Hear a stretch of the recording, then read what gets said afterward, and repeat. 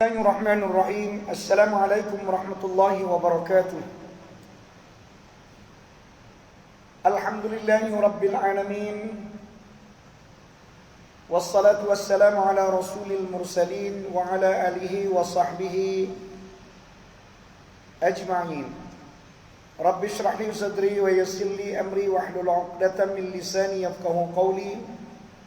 Wa la hawla wa la quwwata illa billahil 'aliyyil 'azim. Alhamdulillah, terlebih dahulu saya merakamkan jutaan terima kasih kepada pengurusi surau diniyah dan seluruh jawatankuasa, tuan-tuan, sahabat saya yang selalu mengikuti ke mana saya sahaja saya berada. Bagus dia. Alhamdulillah, saya juga panjatkan setinggi-tinggi kesyukuran kehadrat Allah Subhanahu wa taala pada malam ini secara kebetulan. Sebenarnya pada malam ini saya ada kuliah di masjid pada Usamah bin Zaid. Tapi oleh kerana hujan tak dapat kita baliklah pada malam ini. Kebetulan dengan sahabat kita meminta untuk datang ke sini, walaupun sebelum ini selalu saja dia meminta untuk saya datang ke sini, tetapi kita tidak diizinkan oleh Allah Ta'ala, sehingga pada malam ini saya diberi keizinan oleh Allah Ta'ala untuk sampai ke surau diniyah ini. Tuan-tuan yang saya hormati sekalian, alhamdulillah pada malam ini pihak penganjur telah memilih satu tajuk yang cukup menarik, iaitu tajuk alam barzakh. Tak tahulah sama ada dia nak mati dah ke ataupun bagaimana. Dia pilih tajuk alam barzakh. Ataupun barangkali dia tengok kawasan sini nampak macam tak minat je penduduk-penduduk ni, dia pun pilih tajuk alam barzakh. Paling tidak akan menginsafkan mana-mana orang yang tidak mementingkan soal agama lah. Kalau malam ini kita tengok 2, 4, 6, 8, 10, 12 orang. Ya Allah. Ya. Oh ada lagi. Oh ada lagi. Okey, kira-kira lebih kurang 200 orang lah. Alhamdulillah, ramai juga. Kita tengok depan ni, itu tidak masuk bilangan malaikat ni. Kalau campur dengan malaikat ramai lah. Jadi walau bagaimanapun, saya amat mengharapkan kepada tuan-tuan dan puan-puan yang berada di rumah, cukuplah dengan kedatangan ujian yang Allah Ta'ala datangkan kepada kita hampir 2 tahun, untuk membuktikan sama ada kita golongan yang terbaik ataupun bagaimana. Kita boleh tengok sekarang, kita golongan terbaik atau bagaimana. 2 tahun Allah Ta'ala datangkan ujian itu, sampai pingkat tak boleh nak kerja. Orang yang punya pekerjaan, hilang pekerjaan. Orang biasa memperoleh sumber pendapatan banyak, tidak ada sumber pendapatan. Ramai menjadi bingung pada waktu itu. Tapi ada kita dengari, ramai orang mati kerana lapar ada? Tak ada. Yang kita dengari mati kerana COVID ada, mati kerana lapar tak ada. Maknanya apa? Maknanya Allah Ta'ala masih sayangkan kita. Walaupun Allah Ta'ala datangkan ujian yang berbentuk COVID, tetapi walaupun kerja tidak dapat dilakukan oleh kita, tetapi tidak ada seorang pun yang kita dengari mati kerana kelaparan. Maknanya Allah Ta'ala masih lagi memberi peluang kepada kita dapat makan, walaupun makanan yang kita makan itu tak sama dengan kebiasaan kita makan. Jadi pada malam ini saya akan membincang tajuk yang berkaitan dengan alam barzakh. Pernah tak kita terfikir? Pernah ataupun tidak kita terfikir, kemanakah kita setelah mana meninggal dunia? Setelah mana kita meninggal dunia nanti, pernahkah tidak kita fikir kita menuju ke mana? Barangkali ada orang yang tahu dia pergi ke mana. Barangkali ramai orang tak tahu. Setakat boleh sebut, bila mati orang usung ke kubur je. Setakat kubur je dia tahu. Tuan-tuan dan puan-puan yang saya hormati sekalian, seharusnya kita memikir bersama-sama. Setelah mana berlakunya kematian kepada seseorang, kita menuju ke alam barzakh. Alam barzakh ataupun orang panggil alam kubur. Bahasa Melayu ataupun orang kita popular dengan sebutan kubur. Kubur tu yang kita nampak, lubang dia berapa kedalaman dia? Lebih kurang 6 kedalaman dia, kemudian luas dia ni apa nama ni 2 ataupun 3 kali 6. Dalam dia ni lebih kurang 6 ataupun 5 kaki kedalaman dia. Itu dia panggil alam barzakh tu, tuan-tuan sekalian. Alam barzakh yang kita namakan kubur-kubur tu, dia panggil alam barzakh. Makna alam yang lain selain daripada alam dunia. Hidup kita manusia ini melalui 5 alam. Alam yang pertama dinamakan dengan alam rahim ataupun alam kandungan. Pada waktu kita berada dalam alam rahim, kita tidak dapat gambarkan bagaimana kedudukan kita pada waktu itu. Alam yang paling sempit sekali adalah alam rahim. Sehingga kalau kita tengok dalam mikroskop, janin dia berlipat begitu. Bukan dia terbujur macam orang tidur, tak, berlipat. Nak ceritanya, sempitnya alam rahim ini. Tapi walaupun sempit, janin itu dapat hidup di alam rahim kadang-kadang sampai 9 bulan. Kadang-kadang 8 bulan. Kadang-kadang 7 bulan. Kalau zaman dulu lagi lama. Zaman dulu kadang-kadang setahun lebih. Kadang-kadang 2 tahun tak kita dengarilah. Tapi Imam Syafi'i 4 tahun. Imam Syafi'i berada dalam kandungan mak dia 4 tahun. Zaman kita sekarang tak boleh.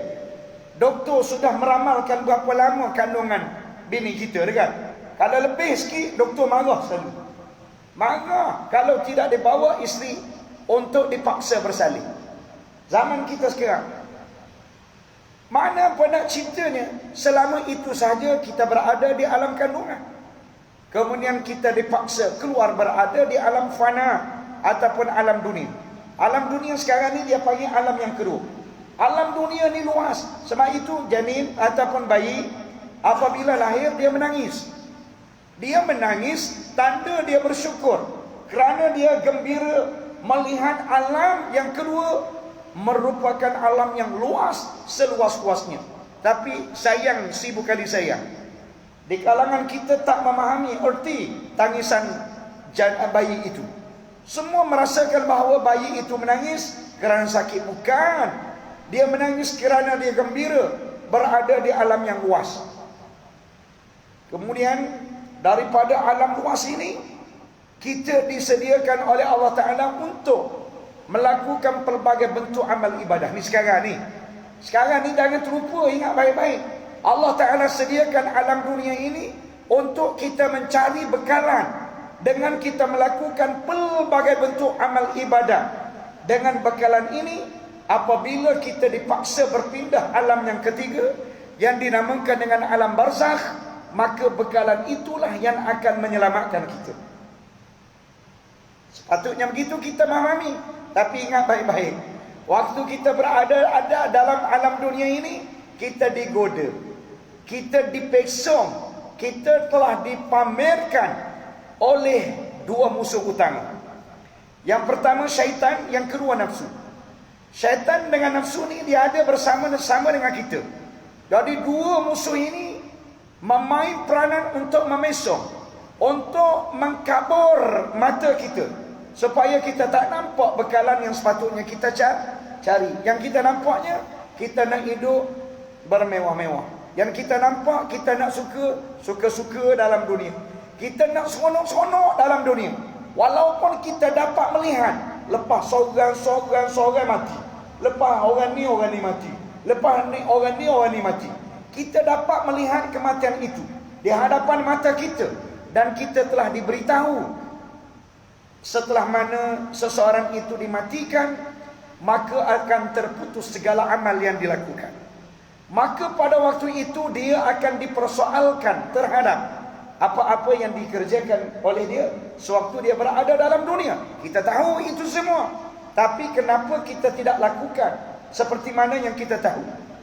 Jawapan dia, kerana kita digoda oleh dua makhluk Allah Ta'ala yang sepatutnya kita menganggapkan dia sebagai musuh, tetapi kita jadikan dia sebagai kawan. Pelik sungguh. Kita tahu dah komunis ni adalah musuh kita, kita pergi kawan dengan dia. Lama-lama dia tembak bini kita, kan? Kita marah pada waktu itu. Lama-lama dia baik dengan kita, kita baik semula dengan dia. Dok tak berapa lama anak kita pula kena tembak. Lama-lama kita pula kena tembak oleh dia. Jadi soalnya, bodoh ke cidik orang tu? Orang yang kawan dengan komunis tu, bodoh ke cidik? Jawapan dia bodoh. Tapi kenapa dalam keadaan kita tahu jawapan dia bodoh, kita berusaha juga untuk berkawan dengan dia? Tepuk dada, tanyalah iman. Tepuk dada, tanyalah iman. Jadi penentuannya adalah iman. Maknanya kalaulah kita mengatakan musuh itu adalah kawan kita, mana kita terlalu kurang iman. Dan apabila terlalu kurang iman, kita kena berusaha untuk meningkatkan iman kita. Apabila iman kita menjadi kuat, baru kita kenal siapa sebenarnya musuh kita. Siapa dia? Jadi kalau kita tengok, saya terkejut tuan-tuan sekalian. Saya terkejut 2-3 kali duk main musim nak masuk pasukan. Sedangkan saya bertugas di kem askar. Saya selalu makan epok di sebelah terpilai itu. Maknanya jarak terpilai dengan surau ini dekat. Tapi tak pernah saya sampai ke surau ini. Surau sebelah ni takwa, saya selalu datang. Sekali datang surau ni, ya Allah, luasnya.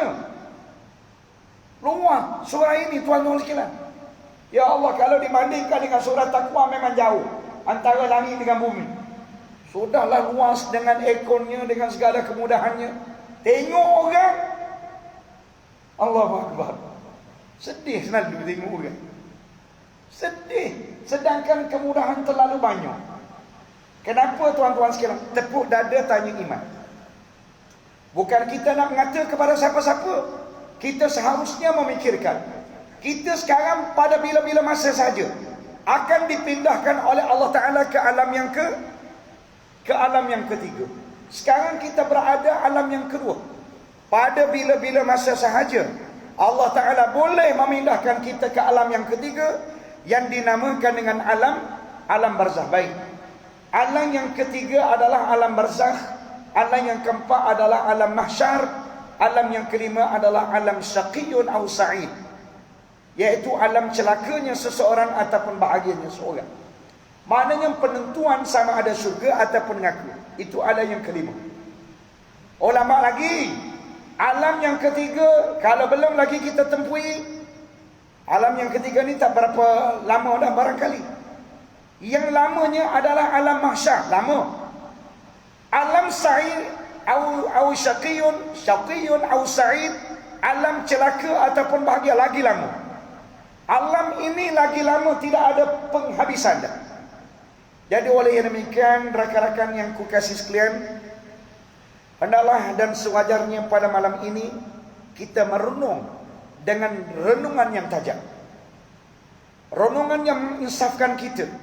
Seboleh-bolehnya pada malam ini hendaklah kita membuat anjakan paradigma, supaya malam ini juga kita berusaha untuk menjadi hamba Allah Ta'ala yang terbaik. Baik, apakah yang dinamakan dengan barzakh? Alam barzakh. Barzakh itu apa dia? Barzakh ni maksudnya sekatan. Barzakh maknanya sekatan antara dunia dan akhirat. Sebab itu mana-mana orang yang mati, dia berada dalam lingkungan sekatan antara dunia dan akhirat. Dia nak balik ke dunia tak boleh, dia nak pergi ke akhirat pun tak boleh. Dia berada dalam sekatan itu, macam orang ditahan. Bila orang ni melakukan kesalahan, dia ditahan, masuk dalam tahanan reman. Tahanan reman ni bukan penjara tuan-tuan sekalian, bukan penjara. Dia bukan penjara. Tahanan reman ni adalah satu sekatan yang disimpan. Mana-mana orang yang disuspek dia melakukan kesalahan, dia berada dalam bilik tahanan reman, sementara menunggu perbicaraan sama ada dia bersalah ataupun tidak. Oh, waktu duduk di bilik tahanan reman ni pun, tuan-tuan sekalian, menduku citakan. Tambah-tambah kalau duduk dalam bilik tahanan reman polis, lagi-lagilah menduku citakan. Kalau tahanan reman Jabatan Agama, lega sikit, relax sikit.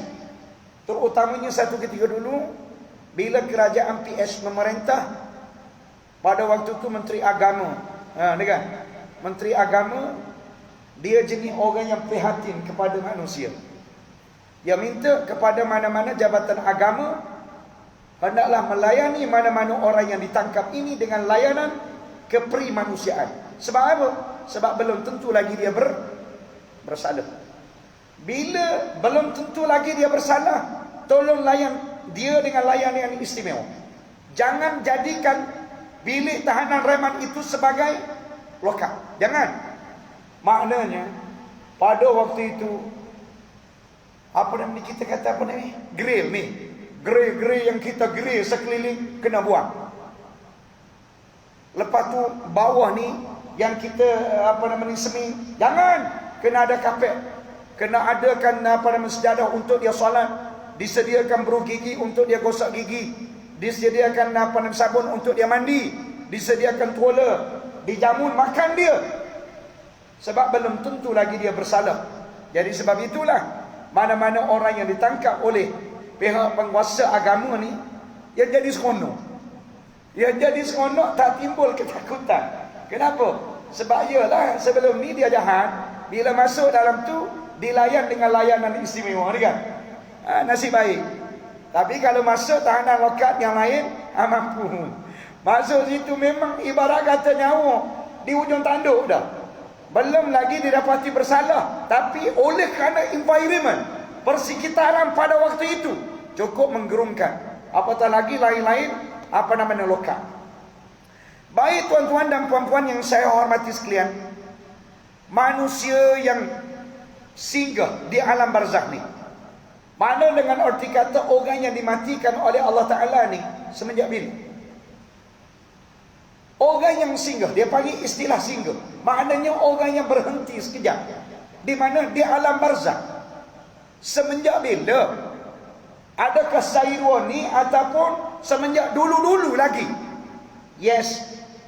Orang yang berada di alam barzakh ini, orang yang ditempatkan di alam barzakh ini semenjak zaman Nabi Adam alaihi salam lagi. Kan Nabi Adam ni mati dah.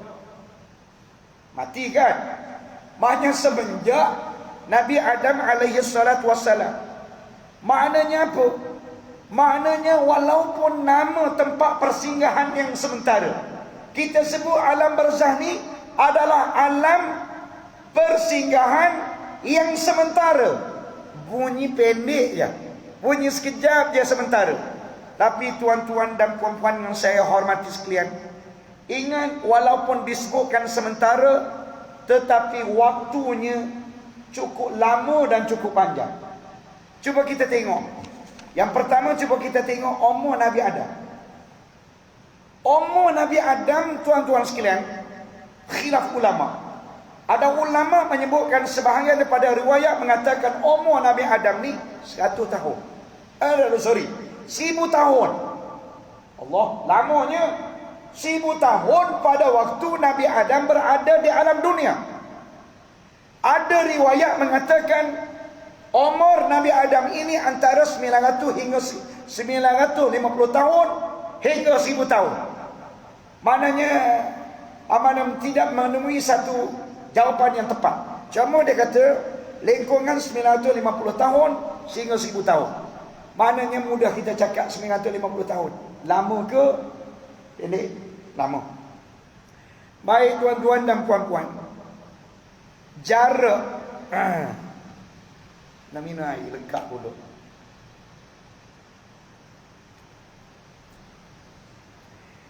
Jarak antara Nabi Adam dengan Nabi Nuh Nabi Nuh ni Nabi yang kemudian daripada Nabi Adam.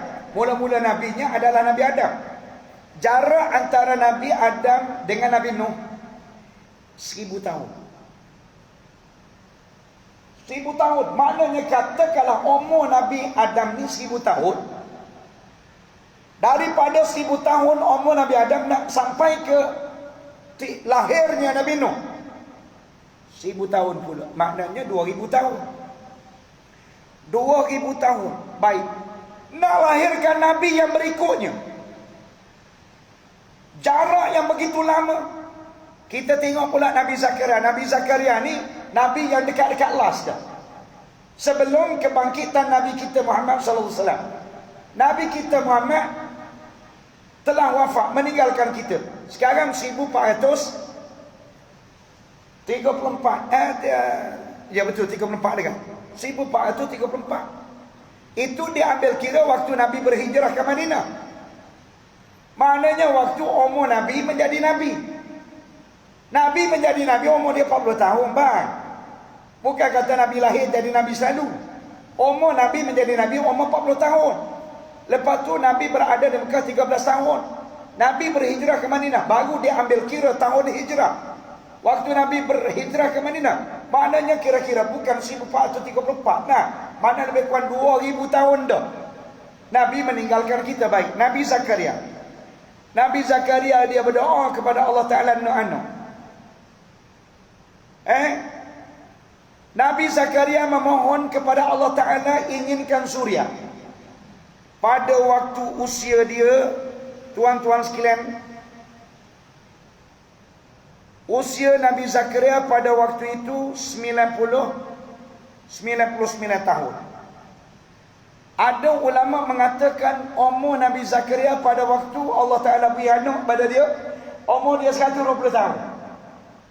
120 tahun baru Allah Ta'ala beri anak pada dia. Baik, umur dia berapa? Umur dia tak tahulah. Mana pada waktu dia dapat anak tu umur dia 120 tahun. Hunalika da'a Zakaria rabbah. Di sana Nabi Zakaria berdoa kepada Tuhannya. Qala rabbi habli min ladunka dzurriyyatan thayyibatan innaka sami'ud du'a. Nabi Zakaria berdoa, ya Allah ya Tuanku, berilah kepada aku zuriat keturunan yang baik-baik. Innaka sami'ud du'a, sesungguhnya mu adalah Tuhan yang maha mendengar permintaan. Akhirnya Allah Ta'ala makbul doa Nabi Zakaria dalam keadaan bini dia tu tua dah. Para malaikat datang, fanadatul malaikatu. Malaikat pun datang jumpa dengan Nabi Zakaria. Wa huwa qa'imun yusalli fil mihrab. Pada waktu tu Nabi Zakaria sedang sembahyang dalam mihrab. Mihrab kan, kalau masjid tu ada sebelah tu dia buat mihrab. Mihrab ni tempat tu imam duk berehat. Tu imam duk mengatik, tu imam duk tahlil, tu imam nak doa, tu mihrab. Nabi Zakaria duk sembahyang di mihrab. Tiba-tiba malaikat datang. Inna Allah yubashiruka bi Yahya.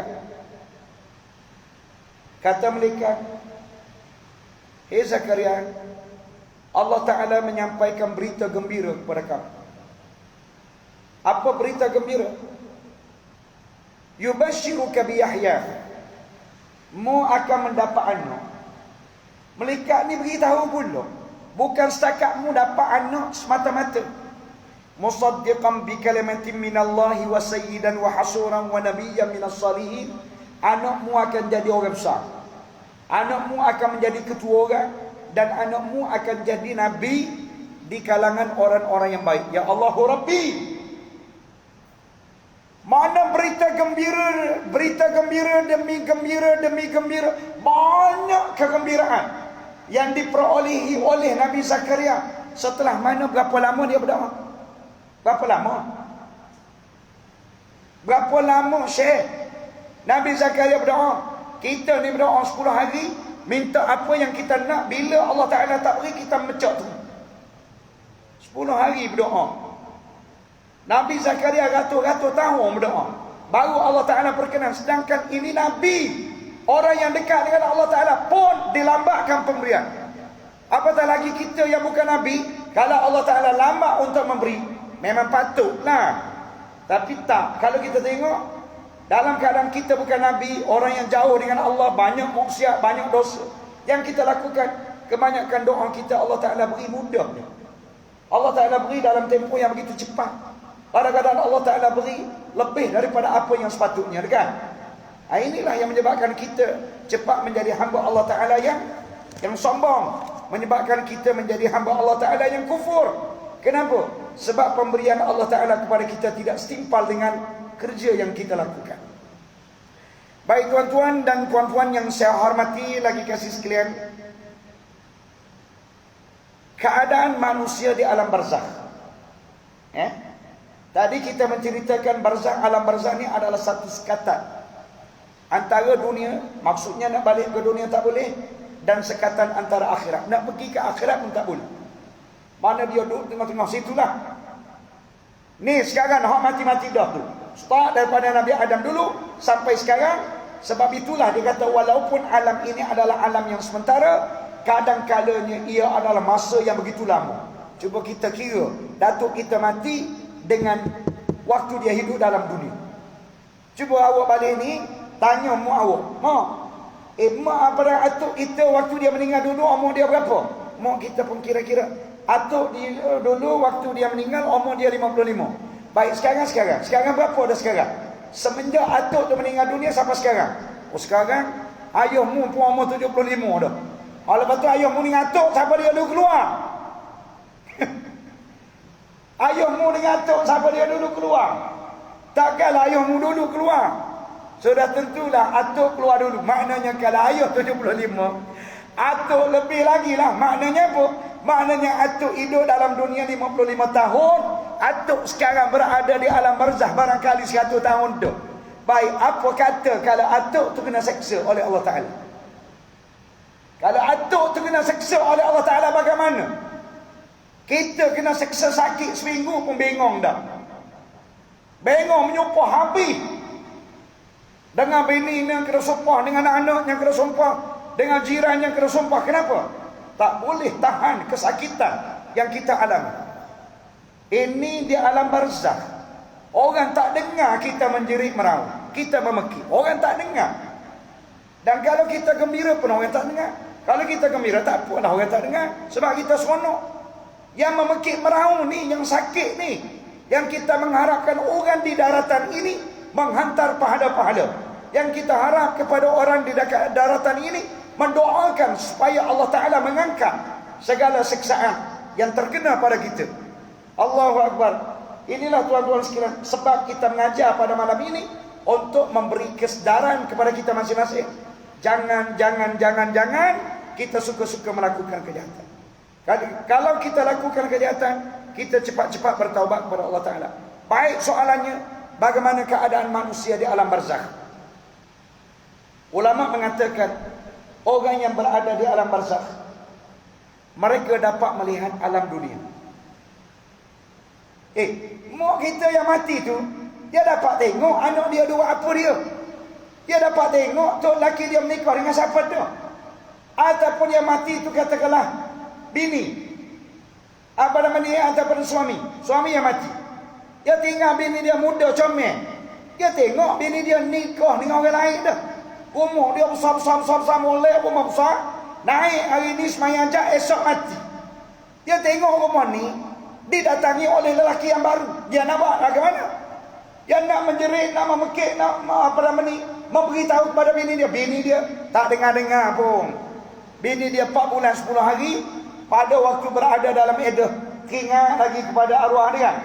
Masuk 4 bulan 11 hari bagi. 4 bulan 11 hari tengok. Dia kata ustaz ni nampak sesuai kalau jadi bini kita. Contoh kan. Boleh balik jadi bini ustaz.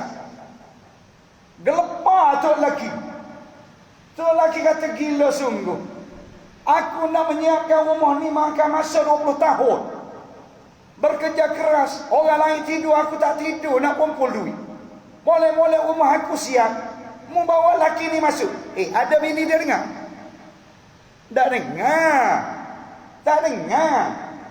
Sebab itu ingat baik-baik. Sebab itu kalau kita nak memiliki kemewahan pun, milikilah, tak jadi masalah. Tapi biar setimpal dengan bekalan kita. Anda kata kita dimatikan, dalam dunia kita ada kemewahan. Kita mati, kita ada bekalan. Don't worry. Di akhirat nanti, dia ada alam barzakh. Kita seronok, kita bergembira kerana kita melihat juga apa nak akhirat. Akhirat ni dipamerkan kepada kita keindahan kerana kita ahli akhirat. Tapi kalau kita ni adalah ahli kejahatan, dipamerkan juga neraka pada waktu itu. Ya Allah Rabbi, dengan api 20 nolak. Mereka kata tu pakmu tu. Tu pakmu tu. Kita aku tak nak. Tak nak ke itu pakmu. Allahu Akbar, sengsaranya. Tuan-tuan sekalian, na'udzubillah min dzalik. Sebab itulah Allah Ta'ala menghikayatkan kepada kita. Orang apabila mereka mati, dia minta dengan mereka, farji'na na'mal salihan. Mereka, tolonglah kamu hantar balik aku sekejap ke dalam dunia. Sekejap dah, aku nak sebentar saja. Mu hantar aku balik dalam dunia. Mereka kata, mu nak buat apa dia? Mu nak balik ke dunia ni nak buat apa dia? Na'mal salihan. Aku nak buat amalan-amalan yang baik dah. Aku tak nak lagi dah tinggal solat. Aku nak puasa sepanjang masa. Aku nak bayar zakat. Aku nak tolong orang. Aku nak bantu orang. Inna muqinun. Sekarang aku yakin dah. Apa yang aku lakukan dulu, semua sekali ditinggalkan belakang. Tuhan kata, mu ni mabuk betul kau. Mereka kata, mu ni mabuk betul kau. Kan ustaz duk mengajar dah kan dulu. Bila mu mati, mu tak boleh balik semula. Kan ustaz duk ajar mu siang malam suruh buat benda baik. Surah ada bawah rumah mu pun tak turun. Ustaz kata turun sejak dapatkan ilmu. Mudah-mudahan dengan ilmu ni kita dapat beramal. Mu tak peduli. Bahkan mu marah nak kepada ustaz tu. Allah asyik ceramah dah kata orang. Nak marah pula kau ustaz tu kan. Tidak mu hak jadi marah kau ustaz tu. Sekarang ni jumpalah buku dengan ruang. Mu marah nak marah. Ustaz tu bukan kata kamu. Ustaz nak beri peringatan kepada kamu supaya dengan peringatan ini akan menyelamatkan kamu sewaktu kamu berada di sini. Dulu kamu mendabik dada, kamu merasakan aku ni gangster 5 bintang. Lama ada orang matikan aku. Tak ada orang pun yang nak boleh mengalahkan aku. Kenapa hari ni mau mati juga? Hot debe-debe dekat. Ramai dah hot debe-debe mati ni. Ramai dah mati hot debe ni, tak debe lah dianya. Dia samsin ni kerana dia lupa. Dia lupa bahawasanya Allah Ta'ala tu lebih berkuasa daripada dia. Baik tuan-tuan sekalian. Yang kedua, Allah Ta'ala beritahu, orang mati ni, yang minta dengan Allah Ta'ala nak balik ke dunia, nak buat apa dia? Nak sedekah. Fa'astaddaqa wa akum minas salihin. Ya Allah, mu hantar aku balik ke dunia, aku nak menderma. Sedangkan dalam dunia dulu bila sebut kata sumbangan Allah, payah nak beri. Payah nak beri sumbangan. Sebab masing-masing manusia ni sayang pada harta. Sayang, tak ada seorang pun tak sayang pada harta. Sebab hidup kita sekarang memerlukan kepada duit. Kalau tak ada duit, payah kita nak gerak dengan. Tuan-tuan nak datang ke sini, tak ada duit. Tak boleh nak datang dengan motor. Takkan minyak motor kita pakai air sejuk. Kan? Pakai minyak, nak beli minyak dengan duit. Jadi sudah tentunya kita amat memerlukan duit. Jadi akhirat nanti, orang ni akan memikirkan untuk menderma. Sedangkan dalam dunia dulu ruang untuk dia menderma ada. Tapi dia tidak mempedulikan ini semua. Baik tuan-tuan dan puan-puan yang saya hormati lagi kasih sekalian. Maka maknanya sekecil-kecil manapun kejahatan yang dilakukan oleh kita akan diperlihatkan oleh Allah Ta'ala sewaktu kita berada di alam barzakh. Sekecil-kecil mana sekalipun kebaikan yang kita lakukan juga Allah Ta'ala perlihat. Bila? Sewaktu kita berada di alam barzakh. Dalam dunia ni Tuhan tak tunjuk ke? Tak. Tuhan tak tunjuk je. Dalam dunia ni kalau Tuhan tunjuk kebaikan yang kita lakukan, tengok. Contohnya Allah Ta'ala beri nampaklah istana. Tak ada seorang pun tidak melakukan kebaikan. Semua sekali akan berlomba-lomba untuk melakukan kebaikan. Kenapa? Allah Ta'ala tunjuk dah keistimewaan. Dan begitu juga kalau dalam dunia Allah Ta'ala tunjuk kejahatan yang kita lakukan sikit je, Allah Ta'ala tunjuk azab sengsara di akhirat. Contohnya kita ni lemas, nak menampah tak boleh, sudah tentu kita tidak akan melakukan kejahatan. Tapi oleh kerana dunia ini bukan tempat untuk Allah Ta'ala pamerkan itu semua, Allah Ta'ala jadikan dunia ini adalah tempat untuk kamu beramal. Ad-dunya daurul amal, dunia adalah tempat untuk kamu beramal. Walaisal jazaa, dan tidak ada sebarang balasan dalam dunia ini. Tuan-tuan dan puan-puan yang saya hormati lagi kasih sekalian, sampai bilakah masa kita berada di alam barzakh? Sampai bila? Jawapan dia sampai tibanya hari kiamat. Sampai hari kiamat lagi. Selagi mana tak berlaku kiamat, maka duduklah kamu di alam barzakh. Kalau kamu di alam barzakh itu kamu selamat, maka selamatlah kamu untuk seterusnya. Kalau di alam barzakh itu kamu menderita, menderitalah kamu untuk seterusnya. Allahu Akbar. Ya Allah, ya Tuhan kami pohon agar diampunkan semua dosa kami. Ya Allah, kami pohon agar jadilah kami ahli kebajikan. Ya Allah, Engkau masukkanlah kami dalam syurga-Mu. Jangan sekali-kali Engkau memperlihatkan kejahatan pada diri kami. Ya Allah, perlihatkanlah kebaikan demi kebaikan kepada kami, ya Allah. Ya Allah, maafkanlah segala kesilapan dan kesalahan kami. Allah Subhanahu wa taala menyebut dalam surah Ghafir ayat 46, An-nar yu'raduna 'alaiha ghuduwwan wa 'ashiyyan. Kepada mereka diperlihatkan neraka pagi dan petang. Orang yang duduk di alam barzakh ni sekarang ni, hak duduk di alam barzakh, tak kira sama ada Cina ke, India ke, Melayu ke, Kadazan ke, asli ke, siapa saja yang duduk di alam barzakh, yang telah mati dah sekarang ni, andai kata mereka itu adalah ahli neraka, Allah an-naru ya'radun 'alaiha, Allah Ta'ala bentangkan neraka di hadapan mata. Allah Ta'ala bentangkan neraka di hadapan mata mereka. Wuduwan wa asyiyya, pagi dan petang. Mana setiap masa. Macam skrin ni. Ni skrin tak gerak lagi. Hop gerak tu. Zong. Dia mari tayang kita. Ya Allah Rabbi.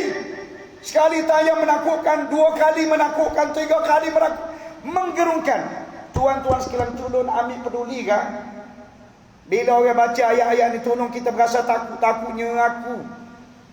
Jangan berasa biasa je tu Ustaz. Jangan. Kena timbul rasa takutnya. Allah pamerkan neraka ini pagi dan petang. Wa yaumal qiyamati taqumus sa'atu, sehingga tiba hari kiamat. Sekarang tak mati lah, apa rentak kiamat lagi? Dibentang. Gambaran neraka yang menakutkan itu. Sehingga apabila tibanya hari kiamat, katakanlah hari ini berlakunya kiamat, udkhilu ala fir'auna asyaddal azab. Allah Ta'ala beritahu kepada malaikat, hei malaikat, tolong kamu sembang, tolong kamu tarik, tolong kamu sentak. Siapa dia? Fir'aun ala fir'auna, Fir'aun dan juga keluarga dia dan semua orang yang bersadar. Asyaddal azab, dan rasakan mereka itu azab yang bersangatan. Baru mereka itu kena azab yang sebenar-benarnya. Dalam kubur tu perah azab baru. Bukan azab yang sebetulnya, itu perah azab. Allahu Akbar. Tuan-tuan sekalian, andai katalah kita orang Islam duduk di alam barzakh, kita kena azab.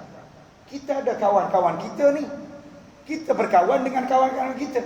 Kawan kita ditolong. Ya Allah, ya Tuhan kami, ampunlah dosa sahabat aku, telah meninggal dunia tadi. Allah Ta'ala pun angkat 10 dosa dia. Orang ni berdoa pula, Allah Ta'ala angkat 10. Orang ni berdoa pula, angkat. Boleh jadi tak sampai sejam, kejahatan yang ada pada dia terangkat semua sekali. Yang tinggalnya kebaikan. Itu peri untungnya kalau kita berkawan dengan orang baik. Yang kita minta supaya tolong berkawan dengan orang baik, tolong berkawan dengan orang baik. Inilah yang kita naknya. Ni minta kawan, cari hak set-set kita sekali. Dengan orang-orang baik tak nak kawan, kenapa? Malah aku. Jangan lagi kawan dengan dia, dia tegur. Ayuh aku nak buat benda jahat. Begitu. Jadi sebab itu orang-orang perempuan kena rajin berkawan dengan orang baik ni. Kalau bolehnya bersedia untuk jadi bini kepada orang baik selama mungkin. Tu hantar orang baik. Bini seorang. Balik rumah minta dengan bini hantar, usah ia suruh tambah, dia jadi pak.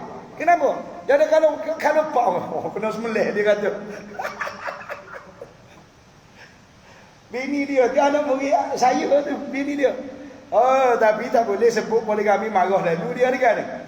Orang nak menyelamatkan apabila orang baik ni ada di sisi kita, maka orang baik inilah akan mendoakan kita pada setiap masa. Kan?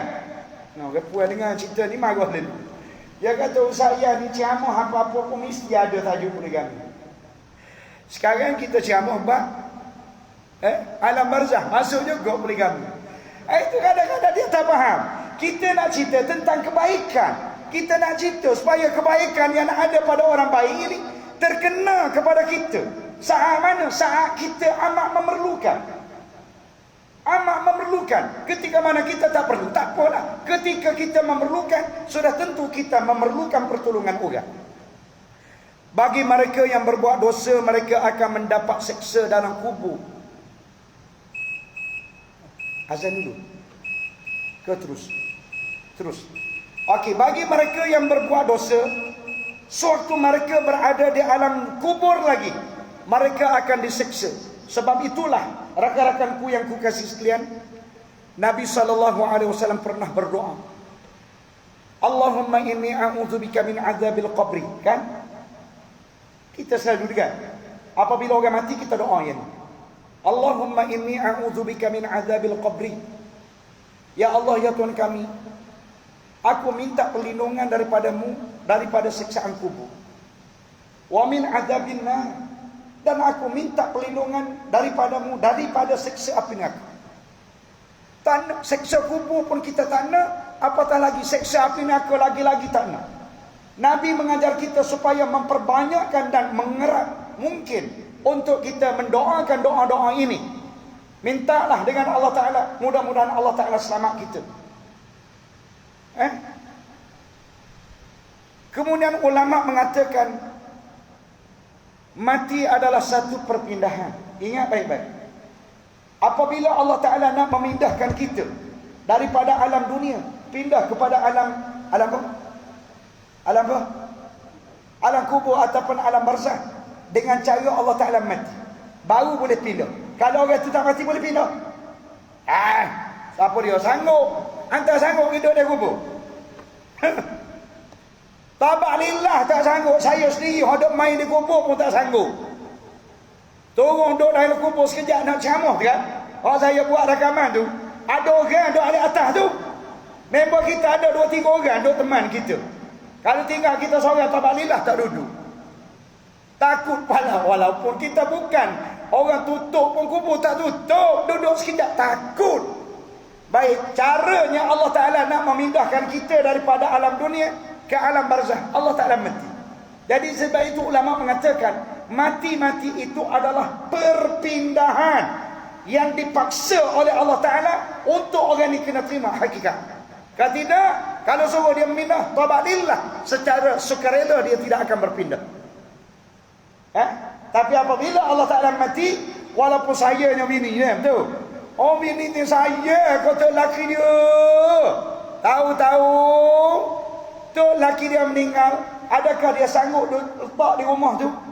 Mayat tu laki dia 4-5 hari macam orang kafir? Tak. Orang kafir sekarang pun tak simpan lama-lama dah. Cidik dah dia, dulu bodoh. Sekarang cidik dah dia. Oh, dia kata tak boleh letak ni mayat lama-lama ni tak boleh. Tak boleh. Awak tengoklah kubur sebelah kubur saya tu, jarak Cina. Kita tanya dia orang, mati hari ni esok dia kamu selalu. Kamu selalu. Kenapa? Ilmu tu sudah ada daripada dia. Jadi kenapa kita ni sanggup apabila mendengar berita kematian, sanggup kita dalam keadaan hati kita tidak merelakan, tapi sanggup juga kita membawa jenazah ini masuk ke kubur. Bahkan kadang-kadang mati sekejap je. Katakanlah mati lepas maghrib, pukul 9 nak suruh masuk kubur tu. Kita kata tunggulah dulu pagi esok. Tak ada tunggu. Tak ada tunggu. Oh, dia bercakap macam ustaz pula. Dia kata, ustaz, apabila berlaku kematian kena segerakan ke bumi. Oh, kemak. Saya faham yang cakap lagu tu sebenarnya dia takut mayat tu duduk dalam rumah dia. Tuan-tuan sekalian, saya tahu sangat cerita ni yang berlaku kematian sebelah sana. Sebelah PR sana, apabila berlaku kematian di hospital, dia tak akan bawa mayat tu balik rumah. Bahkan kalau mati di rumah pun cepat-cepat nak suruh keluar mayat tu daripada rumah.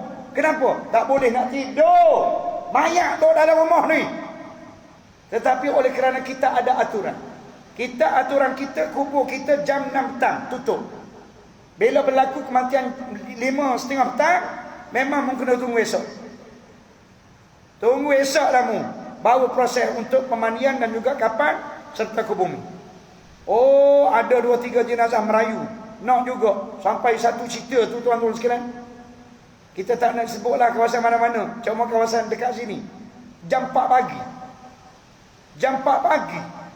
Nak pergi tanam ayah dia. Cuba fikir, kalau jam 4 pagi tanam ayah dia, menyusahkan siapa dia? Semua menyusahkan orang. Siapa dia? Terutamanya rakan-rakan saya yang bekerja sebagai penjaga kubur. Apabila mayat ayahmu dikebumikan, mau balik terus, itu je. Orang yang jaga kubur ni, dia kena simpan cangkul, kena ni. Pastikan semua orang balik, tutup api. Last kali dia orang terakhir, pukul 5 baru keluar kubur. Molek keluar kubur, mari hatu kubur pula. Ya Allah Rabbi, orang lain dah balik belakang dah. Dia 2-3 orang kena osik ke hatu kubur. Demam pula seminggu. Lepas tu kawan keluarga sepatutnya timbal balah lah kesanggupan orang ni berkorban masa dia. Si bagi duit RM20. Dia kata, ambil bagilah awak minum air. Apa parah. Nampak sangat keluarga si mati ni menghadapi kesusahan. Sebab apa? Sebab dia tinggal anak yang tak faham. Kalau dia tinggal anak yang baik, anak ni sudah tentu memikirkan, tak boleh, kita kena menimah rasa orang ni sanggup tunggu sampai jam 4 pagi untuk menguruskan jenazah ayah aku.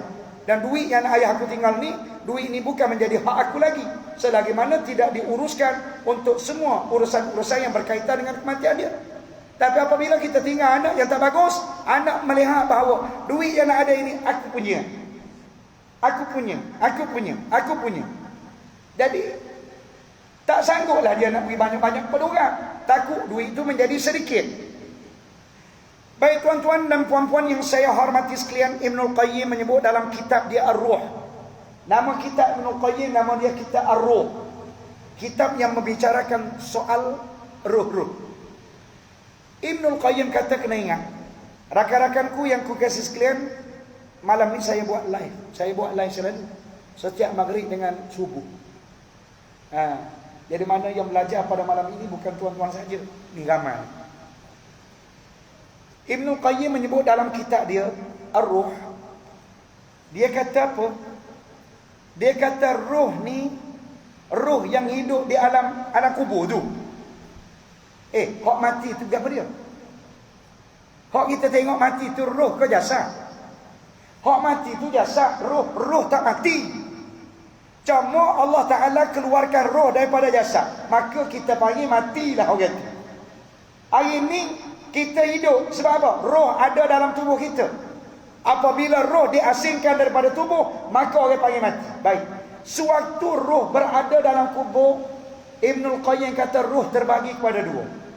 Yang pertama dia panggil ruhul mun'amin. Roh mun'amah. Roh yang hidup di alam kubur yang mendapat nikmat. Dia duduk dalam kubur tapi dia dapat nikmat. Roh yang mendapat nikmat ni roh yang bagaimana?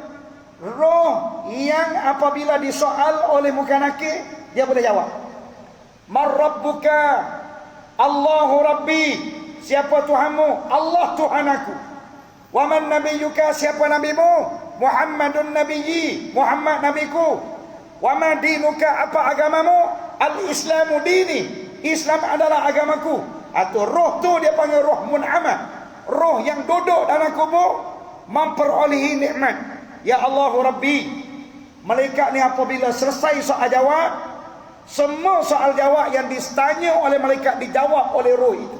Roh ni dia panggil roh yang beriman. Orang beriman, insya-Allah kita doa kepada Allah Ta'ala, ya Allah, jadikan kami-kami semua ini ada roh mun'amah. Termasuklah murid-murid kami yang berada di mata tempat ini. Jadilah kami semua ni sebagai roh mun'amah, mana roh yang mendapat nikmat. Amin ya rabbal alamin. Selepas daripada malaikat tanya jawab, akhirnya malaikat cakap apa kepada roh ni? Malaikat kata apa? Tidurlah kamu wahai roh, seperti mana tidurnya pengantin baru. Tidurlah kamu wahai roh, seperti mana tidurnya pengantin baru. Apa maksud? Pengantin baru ni adalah perkataan simbolik, menunjukkan bahawa pengantin baru ni ada orang kacau dia. Allahu Akbar. Pengantin baru malam ni, pagi tadi lepas daripada menikah dia kan, malam ni masuklah dia dalam bilik dia kan. Ada mak ayah dia kacau dia? Ada. Mana duduklah dia sebagai pengantin baru lah, duk peluk, duk dakak, duk beromen, duk gapo. Maknanya duduk merasai nikmat. Nikmat ke tidak orang menikah mula-mula? Ji, ke Haji tak ingat dah nikmat? Kalau tak ingat, Haji kena nikah baru, Ji.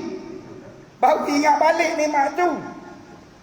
Ji, kena cari bini baru untuk dapat mengimbas kembali bagaimana nikmatnya kita pada waktu tu. Antar berapa lama dah nikah? 30 tahun, nikah baru. Bila kita nikah baru, kita akan rasa, oh nikmatnya. Barulah kita akan membayangkan bagaimana aku nak dapatkan roh mun'amah. Baik. Yang kedua, roh mu'azzabah. Yang kedua, roh yang diazabkan oleh Allah Ta'ala.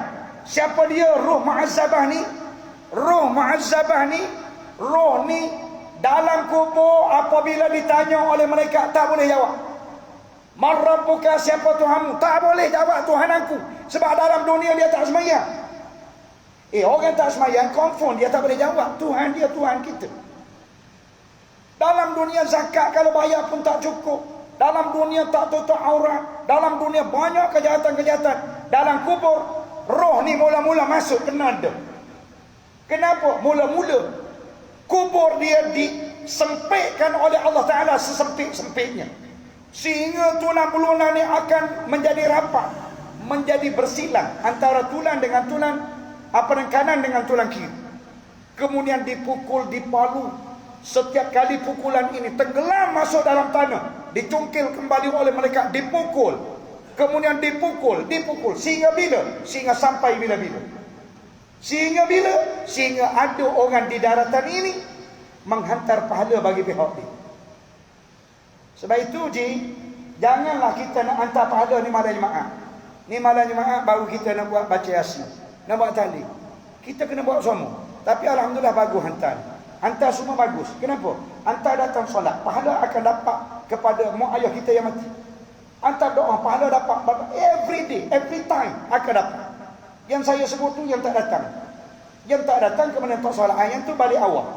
Keluarga dia memang menderita. Jadi kita kena emergency lah. Sebab apa? Tuan-tuan, ayah tuan-tuan akan selamat sebab ada tuan-tuan. Tapi tuan-tuan kena ingat, tuan-tuan ni barangkali tak selamat. Kenapa? Sebab tuan-tuan ada anak, mana anak-anak?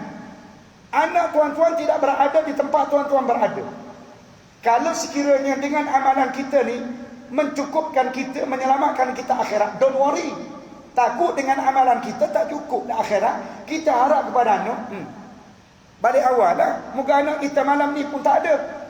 Maka kita ada lagi pengharapan kita. Siapa dia? Rakan-rakan kita. Kita harap rakan-rakan kita lah tolong doakan kepada kita kan.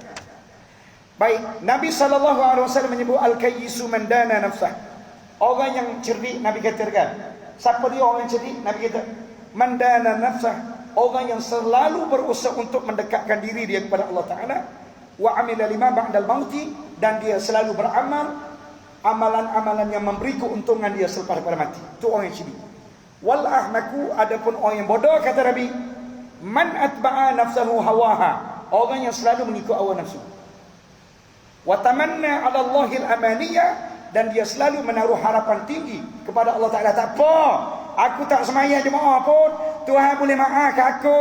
Tak apa, aku dosa pun, aku taubat, Allah Ta'ala ampunlah dosa aku. Tak apa, sekarang tak datang ke surga pun, nanti dekat-dekat tua nak mati, aku datanglah.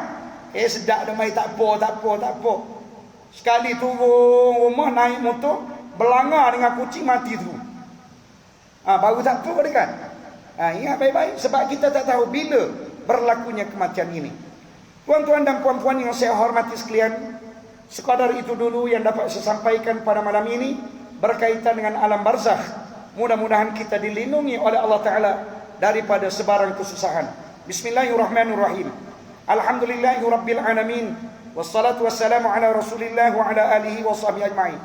Ya Allah, pada malam yang mulia ini kami bersiaran di Surau Ad-Diniyah, Desa Tasik, Kuala Lumpur, bersama dengan rakan-rakan kami di merata tempat.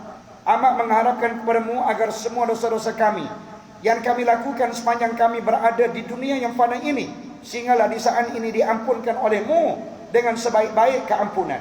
Janganlah engkau tinggalkan walaupun sedikit daripada dosa kami masih tidak diampunkan. Ya Allah, ampunilah juga semua dosa murid-murid kami, dosa pasangan mereka, dosa anak-anak mereka, dosa menantu mereka, cucu mereka, kaum keluarga mereka, dosa mak ayah mereka, sama ada yang bergelar arwah ataupun yang masih ada lagi, dosa seluruh umat Islam di mana sahaja mereka berada. Ya Allah, kami pinta jadilah kami ahli syurga-Mu. Kami amat mengharapkan jauhilah kami daripada sebaran azab dan sebaran siksa-Mu. Ya Allah, berilah taufik hidayah berpanjangan yang kepada kami, agar kami menjadi hamba-Mu yang setia dengan-Mu. Ya Allah, ya Tuhan kami, jangan sekali-kali Engkau menguji kami dengan ujian yang tidak mampu kami hadapi. Ya Allah, berilah kesihatan sebaik-baiknya kepada kami. Ya Allah, ya Tuhan kami, kepada murid-murid kami yang belum lagi bertemu jodoh, berilah kepada mereka itu bertemu jodoh dengan pasangan yang terbaik. Ya Allah, kepada murid-murid kami yang inginkan zuriat cahaya mata, berilah kepada mereka cahaya mata. Ya Allah, kepada murid-murid kami yang terlibat dengan bisnes, majukanlah bisnes mereka. Mudah-mudahan mereka ini dapat menginfakkan harta mereka sebanyak mungkin. Ya Allah, Engkau majukanlah tahfiz kami ini dengan semaju-majunya. Ya Allah, Engkau majukanlah kilang roti tahfiz kami ini dengan semaju-majunya. Ya Allah, Engkau jadilah pelajar tahfiz kami ini hafizul Quran. Ya Allah, berilah pelajar-pelajar kami ini dapat memberi syafaat pertolongan kepada kami semua, terutama di saat kami dimatikan oleh-Mu satu ketika nanti. Allahumma rabbana atina fid dunya hasanah wa fil akhirati hasanatan wa qina adzabannar. Wa sallallahu ala Muhammad wa ala alihi wa sahbihi ajma'in. Walhamdulillahi rabbil alamin. Taqabbalallahu minkum.